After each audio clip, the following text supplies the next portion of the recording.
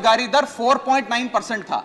आज 8 साल बाद 2022 में ये बेरोजगारी दर 4.9% से बढ़कर 8% पे आ गया। 8%। और ये तो ऑर्गेनाइज सेक्टर की बेरोजगारी है।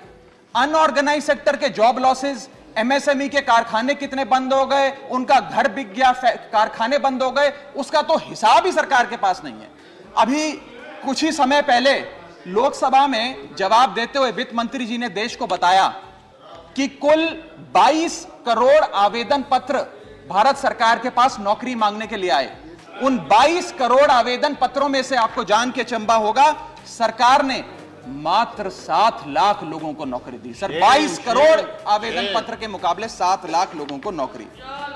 सर, हम लोग छाती चौड़ी कर कर कहते हैं कि हम युवा देश हैं, हम युवाओं का देश है, हमें अपने डेमोग्राफिक डिविडेंड पे गर्व है, फक्र है। सर, भारत का डेमोग्राफिक डिविडेंड बेरोजगारी के तले दबता जा रहा है, सड़कों पे लाठियां खा रहा है और भारत सरकार डेमोग्राफिक डिविडेंड को डेमोग्राफिक डिजास्टर में तब्दील करती जा रही है। सर, ये सच्चाई है आज।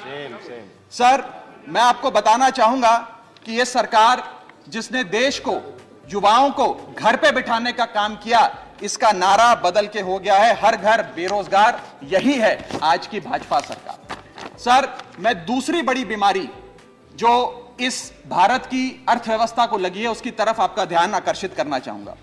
दूसरी बड़ी बीमारी है सर इन्फ्लेशन, यानी कि महंगाई। इन्फ्लेशन को कहा जाता है sir, inflation is taxation without legislation. वो महंगाई जो सरकार कानून लाए बिना जनता पे थोप देती है। सर, आज भारत की महंगाई इस वित्तीय वर्ष में 30 सालों में सर्वाधिक थी सर, 30 ईयर हाई पे, जहां भारत की थोक महंगाई 12 से 15% के आसपास घूम रही है और खुदरा महंगाई 6 से 8% के आसपास घूम रही है। वादा किया था सर आय बढ़ाने का, आय तो बढ़ी नहीं, महंगाई बढ़ गई। और सर, बढ़ती महंगाई और घटती कमाई के चलते आज देश को आधार कार्ड की नहीं, उधार कार्ड की जरूरत पड़ रही है। देश के आम आदमी को उधार कार्ड की जरूरत पड़ रही है। और सर, आज इस बहस को सुन रहे भारत देश के करोड़ों लोगों को मैं कहना चाहूंगा कि यह सरकार आप सबको गरीब कर रही है। गरीब सिर्फ वो नहीं सर जो सड़क पे कटोरा लेकर भीख मांग रहा है, हम सब गरीब हो रहे हैं। गरीब इसलिए हो रहे हैं कि हमारी आमदनी नहीं बढ़ रही, लेकिन महंगाई बढ़ती जा रही है। सर, मैं उदाहरण देता हूं, एक शख्स जो 20,000 रुपए महीने के कमाता था और 18,000 रुपए खर्च करता था, वो महीने का 2,000 रुपए बचाता था।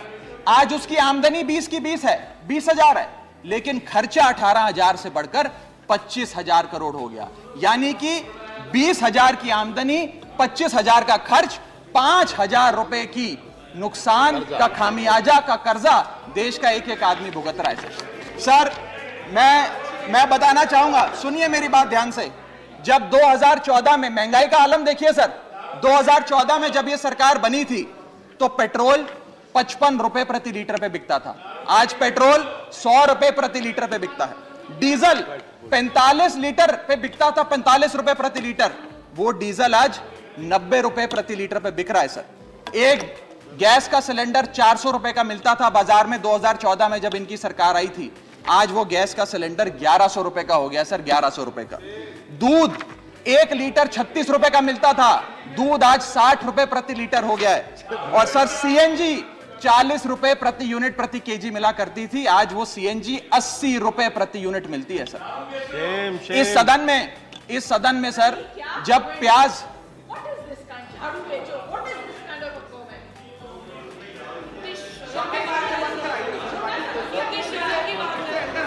सर, आपका प्रोटेक्शन चाहिए, आपका प्रोटेक्शन चाहिए सर, ये बात सही है सर। कमेंट से देखिए सर आप। चलो बोलो सर, बोलो, चलो बोलो।